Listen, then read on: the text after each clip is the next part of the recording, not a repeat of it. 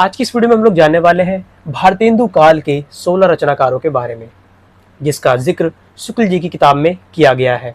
तो सबसे पहले हम लोग जानना शुरू करेंगे भारतेंदु के बारे में। तो भारतेंदु जी का जन्म हुआ था 1848 में और उनकी मृत्यु 1884 ईसा में हो गई। लगभग 35 साल का अंतर है। आप लोगों को पता है कि आधुनिक काल की शुरुआत 1850 से मानी जाती है, जो कि भारतेंदु के जन्म काल के आसपास का ही है। तो यहीं से ही आधुनिक काल की शुरुआत मानी जाती है और सबसे महत्वपूर्ण लेखक आधुनिक काल के वो भारतेंदु ही है, क्योंकि इन्हीं के नाम पर जो आधुनिक काल का जो पहला काल है उसे रखा भी गया है। तो इनका जो जन्म हुआ था काशी में एक संपन्न परिवार के वैश्य कुल में हुआ था। तो यानी इनका जो बैकग्राउंड था फाइनेंशियल रूप से काफी संपन्न थे। इन्होंने 1865 में, ये सब मैं आपको ईसा के अंदर ही बता रहा हूँ, संवत से मैंने कन्वर्ट कर दिया है ताकि आप लोग अच्छे से इसे कनेक्ट कर पाओ कि ये किस समय की बात चल रही है। तो 1865 में ये चले गए थे जगन्नाथ जी अपने परिवार वालों के साथ, जहां पर इनका जो पहली बार जो इनका परिचय बंगला के साहित्य से हुआ। तो वहां पर उन्होंने जो उपन्यास देखे, नाटक देखे, ऐसे उपन्यास और नाटकों को देखने के बाद उनके मन में ये इच्छा जागी कि ऐसे नाटक क्या है हिंदी के अंदर भी होने चाहिए। तो वहां से उन्होंने प्रेरणा ग्रहण करी और इसके बाद उन्होंने ठीक 3 साल बाद 1868 में उन्होंने विद्या सुंदर नामक एक नाटक का अनुवाद किया, जो कि बांग्ला में था, उसको इन्होंने हिंदी में किया और ये हिंदी का बहुत ही अच्छा अनुवाद था। अब तक पहले जितने भी अनुवाद किए गए थे ये अनुवाद काफी अच्छा था। इसके बाद उन्होंने इसी साल 1868 में कवि वचन सुधा नामक एक और पत्रिका निकाली। इसके बाद 1875 में इन्होंने हरीश चंद्र मैगजीन निकाली और बाद में उसका नाम 8 संख्या उसकी निकालने के बाद उसका नाम इन्होंने हरीश चंद्रिका रख दिया। हिंदी का जो पहला परिष्कृत रूप हमें देखने को मिलता है वो इसी हरीश चंद्र जो मैगजीन थी इसी के अंदर ही हमें देखने को मिला था। इसकी जो भाषा थी काफी ज्यादा परिष्कृत थी, तो इसे हिंदी का पहला परिष्कृत रूप भी कहा जा सकता है। और इसके बाद 1874 के अंदर उन्होंने स्त्री शिक्षा को बढ़ावा देने के लिए बाल बोधनी नामक एक पत्रिका निकाली। तो इस प्रकार से उनकी 3 पत्रिका हो गई। पहली हमने ये देखी, दूसरी इस तरफ और तीसरी ये लास्ट में। तो ये 3 पत्रिका उन्होंने निकाली थी। तो 1873 के अंदर ही उन्होंने अपना पहला मौलिक नाटक निकाल दिया था, जिसका नाम वैदिकी हिंसा हिंसाना भवती। इसी प्रकार से उनके ये 8 मौलिक नाटक है, जिसमें दूसरा चंद्रावली, विशेष्य, विस्मोत्सधम, भारत दुर्दशा, नील देवी, अंधेर नगरी, प्रेम योगिनी, सती प्रताप, जो कि अधूरा रहा। तो ये हो गए इनके 8 मौलिक नाटक। इसके बाद आपको मैंने पहले की वीडियोज में बता चुका हूँ कि जो भारतेंदु जी ने इतिहास रचना का जो मार्ग था वो भी प्रशस्त किया। इसके बाद भारतेंदु जी की एक सबसे बड़ी विशेषता जो थी, या फिर इस समय के लेखकों की भी विशेषता आप उसे कह सकते हैं, कि वो नए और प्राचीन के अंदर एक सामंजस्यता ढूंढते थे, उसे एक बिंदु पर ला करके मिलाने की कोशिश करते थे। और इसी तरह भारतेंदु जी कहते हैं कि नया और जो बाहरी है, जो ज्ञान बाहर से आ रहा है, उसको इस तरीके से मिला करके लिखो जिससे कि वो बाहर का होने के बावजूद भी अपना लगे। और इसके बाद अगला भारतेंदु मंडल है, जिसके 9 सदस्यों के बारे में शुक्ल जी की किताब में देखने को मिलता है, जो कि आपकी स्क्रीन पर आ रहा होगा। जिसमें सबसे पहले हैं उपाध्याय पंडित बद्री नारायण चौधरी, दूसरा प्रताप नारायण मिश्र, बाबू तोताराम, ठाकुर जगमोहन सिंह, लाला श्रीनिवास दास, बालकृष्ण भट्ट, केशव राम भट्ट, अंबिका दत्त व्यास, राधा चरण गोस्वामी। तो ये 9 लोग थे भारतेंदु मंडल के अंदर। यहीं पर एक बात और रह गई है, उनके जो मौलिक नाटक मैंने आपको 8 बताए, इससे दूसरी जगह ऐसे नाटक जो उन्होंने अनुदित किए थे यानी अनुवाद किया था, उनकी संख्या भी 7 है, जो कि आपकी स्क्रीन पे आ रही होगी, जिनके नाम कुछ इस प्रकार है: विद्या सुंदर, पाखंड विडंबन, धनंजय विजय, कर्पूर मंजरी, मुद्रा राक्षस, सत्य हरिश्चंद्र, भारत जननी। और अगला जो पॉइंट है भारतेंदु शैली, कि भारतेंदु जी की लिखने की शैली क्या है। इसके बारे में जिक्र हमने इससे एक पहले की वीडियो में भी किया था, जहां पर हमने परिचय के रूप में इन लेखकों के बारे में थोड़ा थोड़ा जाना था। तो वहां मैंने आपको बताया था कि उनकी 2 प्रकार की शैली है, एक तो भावावेश, दूसरा तथ्य निरूपण। तथ्य निरूपण में संस्कृत के शब्द आ जाते हैं और भावावेश के अंदर वो छोटे छोटे वाक्यों की ऐसे ही संरचना करते हैं जो कि चिंतन करने का अवसर हमें प्रदान करते हैं। उसे पढ़ने के बाद व्यक्ति थोड़ा सोच में पड़ जाता है। इस प्रकार की शैली उनकी थी। बाकी विस्तृत रूप में हमने पिछली वीडियो में जान ही लिया था। और इस समय की सबसे एक जो बड़ी विशेषता है वो ये है कि इस समय के जो लेखक थे उनके अंदर एक मौलिकता थी, लेखकों के अंदर ऐसी मौलिकता जो कि आगे चल करके विशेष रूप से द्वितीय उत्थान में, अभी हम पहला उत्थान पढ़ रहे हैं, तो उनके अंदर जैसी मौलिकता देखने को मिलती है वो द्वितीय उत्थान के लेखकों में हमें देखने को प्राय नहीं मिलती है। तो ये तो बात हो गई भारतेंदु जी के बारे में। अब बात कर लेते हैं इस समय के दूसरे सबसे प्रमुख लेखक प्रताप नारायण मिश्र। प्रताप नारायण मिश्र के बारे में थोड़ा वो तुमने पहले ही जाना ही था, पर इस वीडियो के अंदर हम सभी लेखकों के बारे में डिटेल से जान रहे हैं। इनकी सबसे पहली विशेषता जो है कि ये मनमोजी प्रकार के व्यक्ति थे। इनका मनमोजी होना ही इन्हें आधुनिक जो शिष्टाचार जिसे कहते हैं कि आधुनिक बनो, ताकि आधुनिकता का मतलब शिष्टाचार से लेकर, तो ये अपने मनमोजीपन के चलते इस प्रकार के आधुनिक शिष्टाचारों को ये नहीं निभाते थे। इसलिए ये जो है अपनी भाषा के अंदर अलग अलग प्रकार के जो पूर्वी शब्द होते थे उसे भी रख लेते थे। वो जो गांव की जो कहावतें हैं, गांव में कहावतें, उन्हें भी रख लेते थे, और वहाँ के जो शब्द है उसका भी ये अच्छी तरीके से प्रयोग अपनी इन भाषाओं में कर लेते थे। इनकी जो सबसे प्रमुख विशेषता थी वो इनकी हास्य विनोद की प्रवृत्ति थी। ये जब भी जो भी चीज़ें लिखते थे उसके अंदर व्यंग्यतापूर्ण वक्रता वाली शैली ये यूज़ करते थे, यानी कि हास्य विनोद करना, दूसरों पर व्यंग्य करना, ये सब इनकी प्रमुख शैली थी, ये इनकी विशेषता थी। और ये हर प्रकार के विषय पर लिखते थे, और कोई से भी विषय पर लिखे वहाँ पर ये विनोद और मनोरंजन की जो संभावना है वो ढूंढ ही लेते थे। उसमें कहीं ना कहीं विनोद और मनोरंजन उसके अंदर डाल ही देंगे। ये किन किन विषयों पर लिखते थे इसका उदाहरण इनकी कुछ रचनाओं के नाम देख करके हमें मिल जाएगा। इनकी द्वारा की गई कुछ रचनाएं जो कि काफी फेमस है, समझदार की मौत, मनोयोग, वृद्ध और भो, और कुछ और नाम आपकी स्क्रीन पर आ रहे हैं। इसे देख करके आप अनुमान लगा सकते हैं कि जो इनका लिखने का विषय था काफी ज्यादा विस्तृत था। प्रताप नारायण मिश्र ने कई सारे नाटक भी लिखे हैं, जिसमें से कुछ नाटक यहाँ पर मैंने लिख रखे हैं। उसमें से पहला है कली कौतुक, रूपक, संगीत, शकुंतल, जिसके ये जो नाटक था इसकी विशेषता ये है कि इसे संगीत की तरह गाया जा सकता था, इसलिए ये वाला नाटक आप थोड़ा याद रख सकते हैं, शकुंतला या शकुंतल। तीसरा नाटक उन्होंने भारतेंदु के देखा देखी में लिखा। जिस तरीके से भारतेंदु ने एक भारत दुर्दशा नाम का नाटक लिखा था, ठीक उसी तरीके से इन्होंने भी एक नाटक लिखा, भारत दुर्दशा। चौथा इनका जो नाटक है हटी हामिर, इसी प्रकार से गौ संकट नाटक, इसी तरह से कली प्रभाव, और लास्ट का है जुआरी खुआरी, जो कि एक प्रहसन है। इसके बाद चलते हैं हम लोग अपने तीसरे प्रमुख रचनाकार की ओर, जो कि है बालकृष्ण भट्ट। इनका जो जन्म था प्रयाग में हुआ। ये कायस्थ पाठशाला कॉलेज के अंदर संस्कृत के अध्यापक थे। इन्होंने 1876 में हिंदी प्रदीप नामक पत्रिका इन्होंने निकाली, जिसने गद्य साहित्य को आगे बढ़ाने में बहुत महत्वपूर्ण भूमिका निभाई। ये लगभग 30 साल तक चला। जिस प्रकार से मिश्र जी अपनी भाषा के अंदर कहावतों का उपयोग करते थे, ठीक उसी प्रकार से बालकृष्ण भट्ट भी कहावतों का उपयोग अपनी रचनाओं के अंदर करते थे। कविता नहीं, रचनाएं थी। और दूसरी ओर जो ये मुहावरे, बालकृष्ण भट्ट का ये फेवरेट था कि वो अपनी रचनाओं में मुहावरों का प्रयोग बहुत ज़्यादा करते थे। अगर आपको मुहावरों की झड़ी देखनी है तो आप इनकी कुछ रचनाएं देख सकते हैं, जैसे आँख, कान, नाक, इन पे जो इन्होंने लिखे हैं इसके अंदर मुहावरों की इन्होंने झड़ी बांध रखी है अच्छे से। दूसरी इनकी जो भाषागत विशेषता है वो ये है कि ये ठीक ठीक जो खड़ी बोली का जो आदर्श रूप माना जाता था उसका पालन ये नहीं करते थे। ये अपनी इन भाषा के अंदर फारसी, अरबी के शब्द भी यूज़ कर लेते थे। ठीक इसी प्रकार से ये अंग्रेजी पढ़ने वाले जो नव शिक्षक थे, जिनको अंग्रेजी पढ़ना और लिखना आता था, उन्हें आकर्षित करने के लिए ये जो स्थान स्थान पे कुछ शब्दों के बीच में इस प्रकार से ब्रैकेट के अंदर अंग्रेजी का एक शब्द भी रख दिया करते थे, ताकि जो लोग अंग्रेजी जानते हैं वो भी इन सब चीज़ों को पढ़े और इनकी ओर अपना जो रुचि है वो विकसित कर पाए। इनकी भाषागत विशेषता के अंदर जो अन्य एक महत्वपूर्ण बात है वो ये है कि जो हास्य विनोद की प्रवृत्ति इनके अंदर पाई जाती है, उसकी जो विशेषता ये है कि वो एक चिड़चिड़ाहट लिए हुए रहती है। साथ में हास्य विनोद की प्रवृत्ति मैंने आपको बताया था, इससे पहले प्रताप नारायण मिश्र में भी खूब देखने को मिलती है, पर यहाँ पर क्या है, थोड़ा सा अलग इस वे में है कि उनके अंदर थोड़ी सी चिड़चिड़ाहटपन रहता है। इन्होंने कई सारे नाटक लिखे हैं जो कि हिंदी प्रदीप के अंदर ही छपते थे, जिसमें से कुछ नाटकों के नाम आपके स्क्रीन पर भी आ रहे हैं। जिसमें पहला है कलिराज की सभा, रेल का विकट खेल, बाल विवाह नाटक और चंद्रसेन नाटक।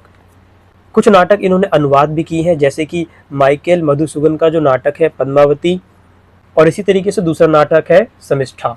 इसके बाद बालकृष्ण भट्ट का जो सबसे महत्वपूर्ण योगदान रहा वो आलोचना के क्षेत्र में था। 1886 के अंदर उन्होंने संयोगिता स्वयंवर नामक जो नाटक था, जिसे लाला श्रीनिवास दास जी ने लिखा था, उसकी एक आलोचना प्रस्तुत करी, जिसका नाम सच्ची समालोचना नाम रखा गया। और यही वो समय था जब सम्यक आलोचना जो थी अस्तित्व में आ रही थी। और इस सम्यक आलोचना को विकसित करने के लिए दो लोगों का नाम लिया जाता है। पहला बद्री नारायण चौधरी प्रेमघन, जिसके बारे में हम आगे जानेंगे। चौथे जो लेखक है वही है, और दूसरे हैं बालकृष्ण भट्ट। तो कुल मिलाकर के इन दोनों ने आलोचना के क्षेत्र में काफी अच्छा योगदान दिया है। अब जानते हैं बद्री नारायण चौधरी के बारे में। तो इनका जन्म हुआ था 1855 मिर्जापुर के अंदर, और इनकी जो मृत्यु हुई है 1922। कहा जाता है कि इनकी हर बात से रईसी टपकती थी, और साधारण बातों को जिस तरीके से कहा जाता है, नॉर्मली हम जिस बातों को नॉर्मली जैसे हम बात करते हैं उस तरीके से अगर लिखा जाए तो उसको वो लिखना नहीं मानते। उनका मानना है कि लिखना एक विशेष प्रकार की कला है, तो इसलिए वो जब भी कुछ लिखते थे तो उसका कई बार परिष्कार करते थे, उसका मार्जन करते थे, यानी जो लिखा है उसको कई बार उस पर सोच विचार कर करके उसको थोड़ा सा अलग से और कठिन बना दी भाषा को। तो इनका मानना ये था कि साधारण जिस तरीके से बातें कही जाती है उस तरीके से लिखा ना जाए। उनके अगर हम नाटकों की बात करें तो उनका एक नाटक है भारत सौभाग्य, जो 1888 में लिखा गया था। इसी तरीके से ये जो नाटक है ये अपने आप में एक विलक्षण प्रकार का नाटक था, क्योंकि इसमें जो पात्रों की संख्या है वो बहुत ज्यादा थी, इसलिए जो अभिनय था वो नहीं हो पाता था अभिनय ठीक से, क्योंकि बहुत सारे पात्र, अभिनय उसके लिए बहुत ज्यादा मुश्किल हो गया था करना। और इस नाटक की जो भाषा थी वो काफी ज्यादा रंग बिरंगी थी, यानी पात्रों के हिसाब से अगर पात्र बंगाली है तो बंगाली भाषा आएगी, और ठीक इसी प्रकार से अगर पात्र पंजाबी क्षेत्र का है या भोजपुरी क्षेत्र का है तो वही भाषा लाते थे। तो इस प्रकार से उन्होंने जो भाषा थी इसके अंदर बहुत सारी भाषाएं मिक्स कर दी। इनकी जो सबसे महत्वपूर्ण बात है जानने योग्य वो है इनके द्वारा स्थापित करी गई आनंद कादम्बिनी पत्रिका, जो कि इन्होंने अपने विचारों को व्यक्त करने के लिए, अपने भावों को व्यक्त करने के लिए इन्होंने निकाली थी। तो कुल मिलाकर के इनकी ये पर्सनल पत्रिका थी जिसमें ये लिखा करते थे। उद्देश्य तो इनका यही था कि अपने पर्सनल विचारों को इसमें लिख पाए, परंतु कभी कभी थोड़े बहुत जो लेखक थे उनकी भी इसके अंदर डाल दिया करते थे। एक बार तो भारतेंदु जी ने इनकी आलोचना भी करी थी। भारतेंदु और ये आपस में काफी अच्छे मित्र थे, तो उन्होंने बोला था कि ये पत्रिका है, इसमें और लोगों की भी चीजें इसमें छापिए, केवल अपने ही विचारों को नहीं इसमें लिखते रहना है। इसी पत्रिका के अंदर उस टाइम पे जो आलोचना विकसित हुई थी, थोड़ी बहुत जो भी उस टाइम की जो आलोचना थी, गुण दोषों के बारे में बात करना, जो भी बुक है या किताब आई है उसके क्या गुण है, उसके क्या दोष है, ये वाली जो आलोचना का शुरुआती रूप है उसको विकसित करने में बद्री नारायण चौधरी का विशेष योगदान रहा है। और इनके साथ एक और थे जो कि है बालकृष्ण भट्ट, जिसके बारे में हमने अभी जाना था। तो इन दोनों ने मिलकर के आलोचना का जो शुरुआती रूप था उसे बनाया। इनकी जो ये पत्रिका है आनंद कादम्बिनी, इसी के अंदर कई आलोचनाएं छपी, जिसमें से मुख्य रूप से है बंग विजेता, जो कि गदाधर बाबू ने इसका अनुवाद किया था। तो इसके ऊपर आलोचना कादम्बिनी में 5 पृष्ठ के अंदर छपी। ठीक इसी प्रकार से संयोगिता स्वयंवर नाम की जो एक रचना है जिसे लाला श्रीनिवास दास ने लिखा था, जिसके ऊपर काफी ये फेमस थी और इसके ऊपर काफी लोगों ने अपने अपने विचार दिए थे। तो यही आनंद कादम्बिनी के अंदर भी इसकी आलोचना छपी, जो कि एक विस्तृत आलोचना थी 21 पृष्ठों के अंदर। अब अगले लेखक या रचनाकार की ओर हम चलते हैं, जो कि लाला श्रीनिवास दास, जिनका जन्म 1851 और मृत्यु 87 में हुई थी। तो इनके जो नाटक की अगर हम बात करें वो है प्रहाद चरित्र, जो कि 11 दृश्यों में लिखा गया है, और इसके जो संवाद है वो रोचकपूर्ण नहीं है और इसकी भाषा भी काफी ज्यादा कठिन है। इसी तरीके से उनका एक दूसरा नाटक है तप्ता संवरण, जो कि 1874 में लिखा गया है, जो हरिश्चंद्र मैगजीन के अंदर छपा था। इसके बाद रणधीर और प्रेम मोहिनी, उस समय काफी चर्चा का ये नाटक बन के रहा था और इसकी काफी चर्चा हुई थी उस टाइम पे, जो कि 1857 में उन्होंने लिखा। और ये अंग्रेजी नाटकों से प्रभावित था, अंग्रेजी में जैसे नाटक लिखे जाते थे उससे प्रभावित होकर इन्होंने लिखा।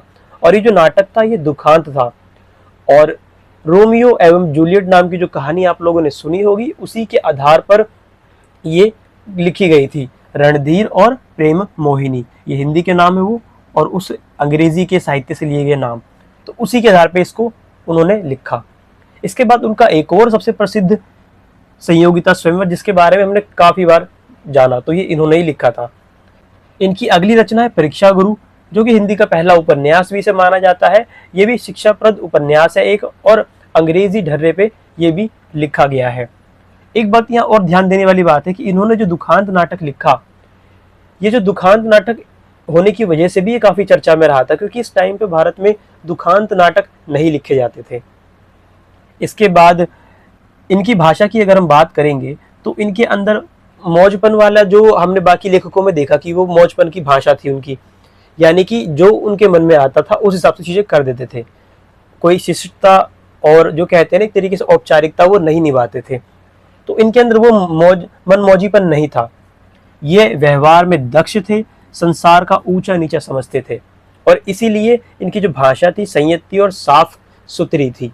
ये चीज़ों का ध्यान रखते थे कि भाषा हाँ सही होनी चाहिए, औपचारिक रूप से जिसे सही भाषा कहते हैं। तो यह लाला श्रीनिवास दास के बारे में। अब बढ़ते हैं अपने अगले रचनाकार की ओर, जो कि है ठाकुर जगमोहन सिंह, जिनका जन्म 1857, मृत्यु 1899। आप सब लोग देख पा रहे होंगे कि ये जितने भी लेखक हैं सब 1850 के आसपास उनका जन्म है। ये अपनी पढ़ाई करने के लिए काशी में गए थे, और वहीं पर ही इनका जो मिलना हुआ था भारतेंदु जी से हुआ। यह संस्कृत साहित्य के अच्छे जानकार थे, इसी के साथ इन्हें हिंदी और अंग्रेजी का भी अच्छा ज्ञान था। यह हिंदी के कवि और गद्य लेखक थे, और इनका जो निवास स्थान था वो विंध्यावटी प्रदेश के आसपास था, जो कि काफी रमणीय यानी सुंदर प्रदेश है। तो वहां पर रहने की वजह से जो प्रकृति के प्रति रूप माधुर्य की जो भावना थी, यानी जो लगाव था प्रकृति के प्रति, वो इनके मन में काफी ज्यादा बन गया इस जगह पे रहने से। तो इन्होंने जो अपनी रचनाएं लिखी उसके अंदर जो प्रकृति का ये जिक्र करते हैं, वो अभी हमने जितने भी लेखकों के बारे में जाना वो उनसे काफी अच्छा, और पढ़ने में या देखने में कैसा लगता है, बिल्कुल सच्ची लगती है कि बिल्कुल इन्होंने उस चीजों को एकदम वास्तविकता में वर्णन कर दिया हो। इनकी इसी प्रकार की कृति का एक उदाहरण आप ले सकते हैं, श्यामा स्वप्न, जो कि भारतीय ग्राम्य जीवन के ऊपर लिखा गया है। और आचार्य रामचंद्र शुक्ल इन्हें हिंदी का पहला ऐसा लेखक कहते हैं जो प्राचीन संस्कृत रुचि संस्कार को लेकर के भारत भूमि की जो प्यारी रूपरेखा है वो अपने मन में रखते हैं। तो यानी प्राचीन जो साहित्य है संस्कृत, उसके प्रति भी इनकी जो आस्था थी काफी अच्छी थी, और जो भारत भूमि है उनके मन में उसके लिए भी अपार स्नेह था, जो कि उनके साहित्य में झलकता है। तो इनकी जो मेन बात है ठाकुर जगमोहन सिंह की, वो आप इसी चीज को समझ सकते हैं। अगले जो हमारे लेखक हैं बाबू तोताराम, तो इनके जो जन्म स्थान को लेकर के थोड़ा सा आप कंफर्म कर लेना। 1804 संवत जो किताब मेरे पास है आचार्य रामचंद्र शुक्ल जी की, उसमें 1804 संवत लिखा है, पर मुझे यहाँ पर डाउट हो रहा है कि सही है कि नहीं। और जो दूसरा है 1902, वहां पर कुछ भी नहीं लिखा है, यानी हो सकता है वो सन बता रहे हो, जो भी है। तो इस डेट को कंफर्म कर लेना। मेरे हिसाब से जो मुझे सही लग रहा है 1804 ये संवत ना हो करके ईस्वी होगा, और ये भी ईस्वी के अंदर ही है, ये संवत में नहीं है, और इस सब शायद ये ठीक बैठ जाए। बाकी आप लोगों को जैसे जो भी पता लगे नीचे कमेंट सेक्शन में बता देना बाबू तोताराम का जन्म कब हुआ था। मृत्यु तो फिक्स है कि वो उसी टाइम पे हुई थी। इनके बारे में अगर हम जाने तो बीए पास करते ही ये हेडमास्टर लग गए थे, पर बाद में इन्होंने अपनी नौकरी जो है छोड़ दी, और अलीगढ़ में इन्होंने प्रेस की स्थापना कर दी। और इन्होंने कौन सा पत्र निकाला? भारत बंधु पत्र निकाला। तो भारत बंधु पत्र किसका है? बाबू तोताराम का। इन्होंने एक भाषा संवर्धनी सभा की भी स्थापना करी। ये हरिश्चंद्रिका के लेखक भी हैं, जो मैगजीन भारतेंदु निकालते थे, भारतेंदु मैगजीन, बाद में उसका नाम चेंज करके हरिश्चंद्रिका रख दिया था, उसके ये लेखक हैं। इन्होंने एक नाटक लिखा जिसका नाम है कीर्ति केतुक। इन्होंने कई सारी पुस्तकें लिखी हैं, उसमें से कुछ नाम है कैटोकृतांत नाटक और स्त्री सुबोधिनी। अब हम चलते हैं अपने अगले लेखक की ओर, जो कि है पंडित केशव राम भट्ट, जिनका जन्म 1854 और मृत्यु 1961 में हुई है। इनका जो संबंध है शिक्षा विभाग से है। इन्होंने 1882 में बिहार बंधु निकाला, और इसी के 2 साल बाद यानी 1874 में इन्होंने बिहार प्रेस की स्थापना करी। इन्होंने कई सारी स्कूल की किताबें भी लिखी, जैसा कि मैंने आपको बताया शिक्षा विभाग से इनका संबंध था, तो स्कूल की किताबें तो लिखी, अलग से इन्होंने कुछ नाटक भी लिखे हैं, जैसे सज्जाद, सुम्बुल और शमशाद शोषण। अगले जो लेखक हैं उनका नाम है पंडित राधाचरण गोस्वामी, जिनका जन्म 1858 और इनकी मृत्यु 1925 ईसा में हुई थी। इन्होंने एक पत्र निकाला था भारतेंदु, जो कि वृंदावन से कुछ दिन निकला। उसके बाद राधाचरण गोस्वामी जो है समाज सुधार में काफी ज्यादा उत्साह लेते थे। समाज सुधार से रिलेटेड जितने भी फंक्शन या फिर उत्सव हुआ करते थे या सम्मेलन हुआ करते थे उसमें वो जाया करते थे। इसलिए इनका जो कुछ झुकाव था वो ब्रह्म समाज की ओर था। इनके कुछ अगर मौलिक नाटकों की मैं बात करूं तो इनके कुछ मौलिक नाटक है सुदामा नाटक, सती चंद्रावली, अमर सिंह राठौर, तन मन धन श्री गोसाई जी के अर्पण। इसमें जो दूसरा और तीसरा नाटक है वो बड़े नाटक है। इसके बाद हमारे जो अगले लेखक आते हैं वो है पंडित अंबिका दत्त व्यास, जिनका जन्म 1858 और मृत्यु 1900 में हुई। अंबिका दत्त व्यास संस्कृत के प्रकांड विद्वान थे। हिंदी के वो एक अच्छे कवि थे और सनातन धर्म का वो उपदेश दिया करते थे बहुत बढ़ चढ़ करके। और उनके जो ये धर्म संबंधित व्याख्यान थे उनकी उस समय धूम मची रहती थी। उनको सुनने के लिए काफी लोग आया करते थे। इसी धर्म संबंधी उनकी एक किताब है जिसका नाम है अवतार मीमांसा। इसके बाद उन्होंने बिहारी के जो काव्य थे उसको विस्तृत अर्थ देने के लिए इन्होंने एक किताब भी लिखी बिहारी के ऊपर जिसका नाम है बिहारी बिहार, जो कि एक काव्य ग्रंथ है। इन्होंने पुरानी चाल की कविताएं करी, प्लस में गद्य काव्य मीमांसा नाम की एक किताब भी लिखी। इन्होंने कृष्ण लीला को ध्यान में रखते हुए या कृष्ण लीला को बताने के लिए लतिका नाटिका नामक एक नाटक भी लिखा। उसके बाद इन्होंने एक और नाटक लिखा गो संकट नाटक, जो कि प्रताप नारायण मिश्र ने भी लिखा था। तो इन्होंने जो नाटक लिखा भारतेंदु के कहने पे लिखा था। और इस नाटक के अंदर उन्होंने क्या दिखाया कि जो अकबर था उन्होंने गो वध को बंद करवा दिया था, उसको इसके अंदर बताया गया है। तो आप इस कथा वस्तु से क्या है डिफरेंट कर पाएंगे प्रताप नारायण मिश्र ने जो लिखा था गो संकट नाटक और जो इन्होंने लिखा है। तो इनका कौन सा है? अकबर वाला। अगले जो लेखक है हमारे वो जो कि 11वें नंबर पे है पंडित मोहनलाल विष्णुलाल पांड्या। तो इन्होंने जो हरिश्चंद्र मैगजीन थी जिसका नाम बदल करके हरिश्चंद्रिका हो गया था, उसकी जब हालत बहुत ज्यादा गिर रही थी तो इन्होंने ही उसे संभाला था। इनके द्वारा किए गए कार्यों से लोग जो है इन्हें बहुत ही अच्छा इतिहासकार मानते थे। और श्यामल दांजी द्वारा एक पृथ्वीराज चरित्र लिखा गया था जिसमें उन्होंने पृथ्वीराज राजसो को जाली बताया था। इसी रचना के प्रतिक्रिया स्वरूप इन्होंने राजसो संरक्षण नाम की एक रचना करी जिसके अंदर उन्होंने पृथ्वीराज राजसो को असल सिद्ध करने का प्रयास किया। अब हम जानते हैं पंडित भीमसेन शर्मा के बारे में। तो ये जो थे स्वामी दयानंद जी के दाहिने हाथ थे और इन्होंने 1883 से 85 के बीच में कई सारी धर्म से संबंधित किताबें इन्होंने लिखी। इन्होंने कई सारे जो संस्कृत ग्रंथ थे उसका हिंदी भाष्य इन्होंने लिखा। इसके बाद उन्होंने आर्य सिद्धांत नामक एक मासिक पत्रिका भी निकाली। अरबी फारसी के जो शब्द थे इन्होंने उसको संस्कृत में किया, यानी कि इस अरबी फारसी के जो शब्द थे उसका संस्कृत में उसे कैसे लिखा जाए उसके ऊपर इन्होंने काफी जोर दिया था और उस चीज का काफी ज्यादा प्रसार भी करते थे कि हमें ऐसी चीज का उपयोग करना चाहिए। इनके बाद जो अगले लेखक है काशीनाथ खत्री, जिनका जन्म 1849 और मृत्यु 1891 में हुई। इनकी जो शुद्ध साहित्यिक कृति की जो रचनाएं है वो काफी कम है। इनकी हमें 3 पुस्तकें मिलती है जिसमें से सबसे पहला ग्राम पाठशाला और निकृष्ट नौकरी नाटक, दूसरा 3 ऐतिहासिक रूपक, तीसरा बाल विधवा संताप नाटक। इसमें से जो दूसरा है 3 ऐतिहासिक रूपक, इसमें सबसे पहला है सिंधु देश की राजकुमारियां, दूसरा गुन्नौर की रानी और तीसरा लव जी का स्वप्न। काशीनाथ खत्री के बारे में एक सबसे जो महत्वपूर्ण बात है आपको याद रख लेनी चाहिए वो ये है कि ये बहुत ही ज्यादा अभ्यस्त अनुवादक थे। अनुवाद इनका काफी अच्छा था। इन्होंने कई सारी अंग्रेजी पुस्तकों का, लेखों का और व्याख्यानों का अनुवाद किया। अगर आप इनके अनुवाद के कार्यों को देखेंगे तो इन्होंने शेक्सपियर के नाटकों का अनुवाद किया है। इनकी कुछ अनुवादक कृतियों के नाम में नित्योपदेश, देश की दरिद्रता और अंग्रेजी राजनीति, इसी तरीके से एक और भारत त्रिकालिक दशा। अनुवाद के अतिरिक्त उन्होंने कई सारी पुस्तकें भी लिखी हैं जिसमें से भारतवर्ष की जो विख्यात स्त्रियां थी उनके चरित्र के बारे में इन्होंने लिखा और यूरोप की जो धर्मशाला में रहने वाली स्त्रियां थी उनके चरित्र के बारे में भी इन्होंने पुस्तकें लिखी है।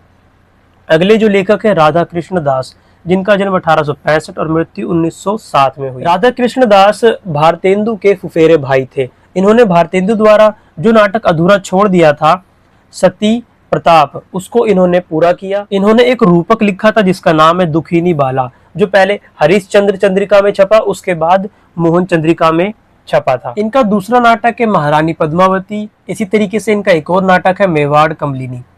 इनका जो सबसे उत्कृष्ट नाटक माना जाता है वो है महाराणा प्रताप, जो कि उन्होंने 1897 में लिखा।